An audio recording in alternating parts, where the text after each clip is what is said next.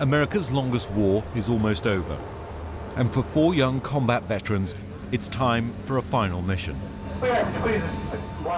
Carrying physical and mental scars, they're back in uniform and heading to the front line one last time.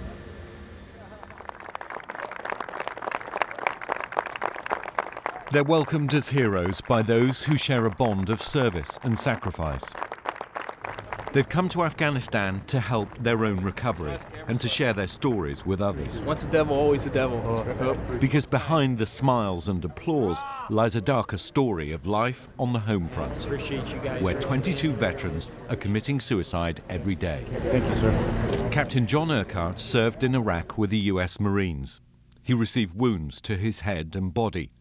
But like a fifth of all combat vets, his biggest problem started after he left the military. Flashbacks started happening.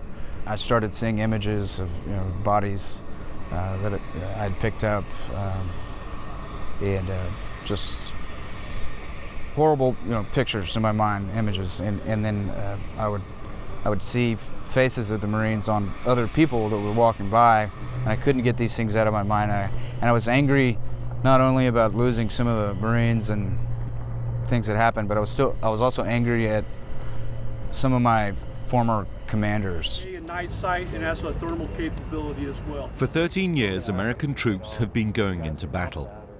Veterans of the wars suffer from unemployment, homelessness, and drug and alcohol abuse. And many military families have been pushed to breaking point. Staff Sergeant Ben Dellinger lost his leg when he stepped on an IED in Iraq. Like many veterans, it's not the physical pain that hurts the most. It ended up costing me a divorce, 2 children that I don't get to see hardly ever now. And had I, looking back, had I got the help I needed faster, things may have turned out differently. What does it mean for you to be back here? What are you hoping to get from it? I didn't just lose my leg in 2007. I lost some pride. I lost self-esteem. I lost courage, self-worth. So I'm hoping maybe I can come back here and get a little bit of those things back and walk out of here instead of being carried out, and maybe I can heal a little more, feel like a man again. Never have too many pictures. Sergeant Eddie Wright was wounded in Fallujah, an Iraqi city US Marines fought hard to win. But today, the Islamist insurgents are back in control there. It's a keeper. Just as President Obama tried to end the war in Iraq, so troops are now being pulled out of Afghanistan. But for many, the mission isn't accomplished. IDS impact. Take cover. IBA if available. Suddenly, the troops are told to take cover.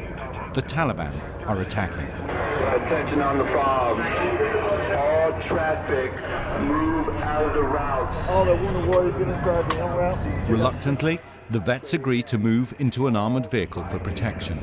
We've just heard an emergency warning that there are mass casualties coming into Bagram airfield. The 2 soldiers and Marines have been put on this heavily armoured vehicle to be taken safely back to a more secure base.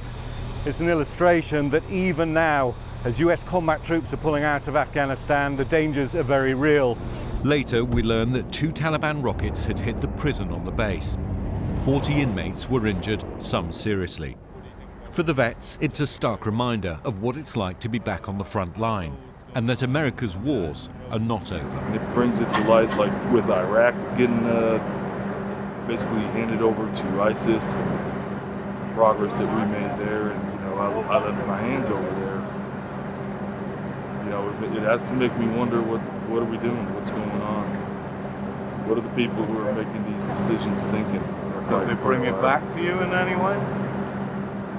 Yeah, it's bringing it back a little bit. Getting a little emotional,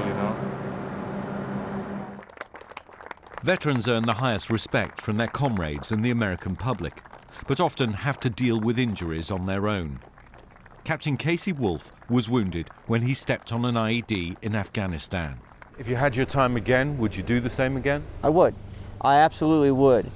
Everything happens for a reason, and nothing comes easy. And I am a better person because of this. After a few days back on the front lines, the vets head home. They've already had years to adjust to civilian life, but it's a struggle that eases rather than ends. President Obama promised to finish the wars in Iraq and Afghanistan, but it's proved harder than anyone imagined. And the legacy of 13 years of bloodshed in which thousands have fought and died has left deep scars that may well heal over, but will always be there. Pannell, BBC News, Afghanistan.